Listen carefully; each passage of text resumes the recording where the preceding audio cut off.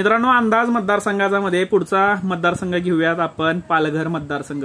आता पालघरमध्ये तिहेरी लढत चालू आहे। तिहेरी लढत महाविकास आघाडी, महायुती, त्याच नंतर बहुजन विकास आघाडीमध्ये। तसं पाहायला गेलं तर हा मतदारसंघ सध्याला भाजपच्या ताब्यात आहे आणि विद्यमान खासदार राजेंद्र गावित हे आहेत, पण भाजपने त्यांना तिकीट नाकारलंय आणि त्यांच्या जागी महायुतीकडून हेमंत सावरा हे निवडणूक लढवित आहेत। तर महाविकास आघाडीकडून शिवसेना उद्धव ठाकरे गटाचे भारती कांबडी ह्या उभ्या आहेत, तर बहुजन विकास आघाडीकडून राजेश पाटील रिंगणात आहेत।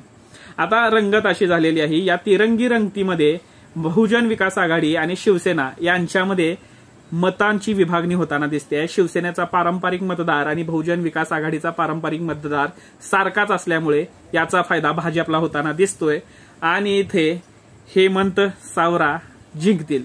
तुम्हाला काय वाटतंय पालघरकडे नक्की सांगा।